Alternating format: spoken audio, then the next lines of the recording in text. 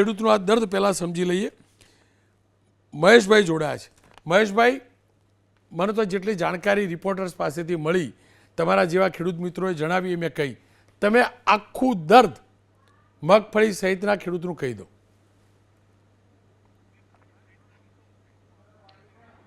સાહેબ, પ્રથમ તો ખૂબ ખૂબ આભાર એબીપી અસ્મિતા ન્યૂઝ ચેનલ અને આપનો કે અવારનવાર જ્યારે પણ આ કુદરતી માર ખેડૂતોને પડે છે ત્યારે આપ અવારનવાર અમારા પ્રશ્નોને વાચા આપવા માટે આવી સરસ મજાની ડિબેટ કરો અને સરકારશ્રી સુધી અમારી વાત પહોંચાડો. ત્યારે સાહેબ મારી આપવીતી હું જણાવું તો સાહેબ મારી આપવીતી કરતા સાહેબ અમારા સાંસદ સભ્ય શ્રી ભરતભાઈ સુતરિયા સાહેબ પોતે જાતે ખેતી કરે છે અને કહે છે કે મારી 18 વીઘાની મગફળી પલ્લી ગઈ છે ને ફૂગાઈ ગઈ છે ને ઉગી ગઈ છે અને મેં રજૂઆત કરી છે સરકારશ્રીમાં અને સરકાર ખેડૂતલક્ષી છે.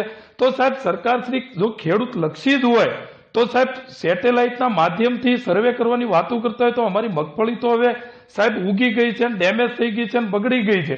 માર્કેટમાં પૂરતા ભાવ પણ મળતા નથી. નબળી ગુણવત્તાવાળીના ન મળે તો વાંધો નથી, પણ એની સાથે સાથે સાહેબ સારી ગુણવત્તાવાળી મગફળી પણ અમારા સાવરકુંડલા માર્કેટ યાર્ડ હોય કે મવાઈ માર્કેટ યાર્ડમાં 900 થી 1000 રૂપિયા સુધી જ જાય.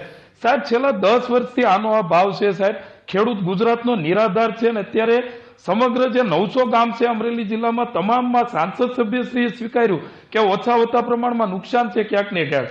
તો સાહેબ આ પાછોતરા વરસાદે ખૂબ નુકસાન કર્યું. મેં તમારી ચેનલના માધ્યમથી જોયેલું છે.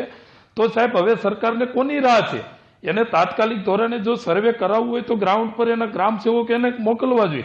અને સેટેલાઇટના ગતકડાની વાત કરીએ તો સાહેબ એમાં તો સરકારને જેને કપાસ હતા એને ગત 2024-25ની તમે જે ડિબેટ કરીને ખેડૂતોને વેદના સમજીને સહાય સરકારશ્રીએ જાહેરાત કરી, પરંતુ એમાં સાહેબ જેને વાસ્તવિક ખેડૂતો રહી ગયા આમાં કેટલા અસમંજસ ઊભી થઈ હતી. અને સાહેબ રહી વાત ટેકાના ભાવની, તો ટેકાના ભાવે સાહેબ ગત વર્ષે 3 લાખ અરજી થઈ હતી અને આ વર્ષે 9 લાખ અરજી થઈ હોય અને જો સરકારશ્રી સંવેદનશીલ જ હોય અમારી ખેડૂત પ્રત્યે તો સાહેબ એને કોટા વધારીને 30-35 લાખ ટનનો કરવો જોઈએ અને ખેડૂતોની પૂરતી મગફળી ખરીદી લેવી જોઈએ.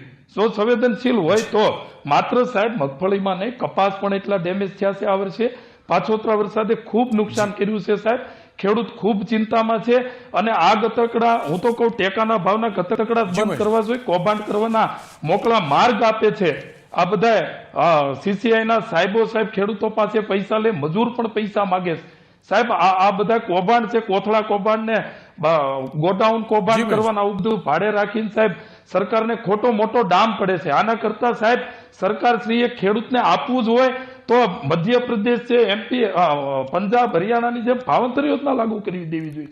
એને જે આપવું છે એ સીધા ખેડૂતના એકાઉન્ટમાં એને બિલ ને બધું પાકા પુરાવા રજૂ કરે. આમ તો તમામ ડેટા સરકાર પાસે છે તો એને આપી દેવા જોઈએ. આ બધા ગતકડા બંધ થાય સાહેબ. મગફળી 50% અમરેલી જિલ્લાની અંદર ફૂટી ગઈ છે, ઉગી ગઈ છે સાહેબ, ડેમેજ થઈ ગઈ છે, ખૂબ નુકસાન થયું સાહેબ પારાવાર મોટા પાયે સાહેબ. મહેશભાઈ, ટેકાના ભાવનો કોટા કેન્દ્ર સરકાર નક્કી કરતો અને હું પ્રમાણિકતાથી કહું છું, મેં ફોલોઅપ કર્યું છે.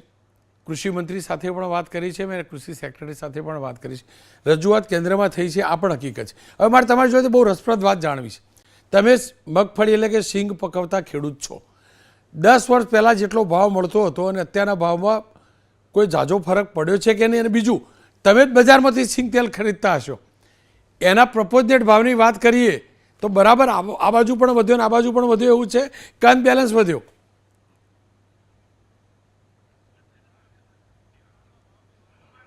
સાહેબ જો ટેકાના ભાવની વાત કરીએ સાહેબ તો હું તો કહું છું કે આ ટેકાના ભાવે જે સરકારશ્રીએ મગનું નામ મરી પાડ્યું નથી સાહેબ. ખેડૂતે જ્યારે વાવેતર કર્યા હોય ત્યારે કેટલાય સ્વપ્નાઓ, ડ્રીમ જોયા હોય છે કે આ વર્ષે વર્ષ સારું થાય ને સારા મને ભાવ મળે તો હું ધામધૂમપૂર્વક મારા દીકરા દીકરીના લગ્ન કરીશ. પરંતુ સાહેબ આ ટેકાના ભાવના ગતકડા છે, પણ હજી મેં વાત કરી એમ કે કેટલી ખરીદી કરવાની છે એ મગનું નામ મરી પડ્યું નથી. ભરતભાઈ, ટેકાના ભાવ સારા મળે છે, સારા જાહેર પણ થયા છે. બજારની અંદર મગફળીના ભાવ, અમારા મહેસાણા કહેવત એમ છે, ફોફાના ભાવે વેચાય મગફળી, ઢેપાના ભાવે બજારની અંદર, ખુલ્લા બજારમાં. મારો ખેડૂત મજબૂર છે કારણ કે એક લિમિટેડ માત્રાથી વધુ સરકાર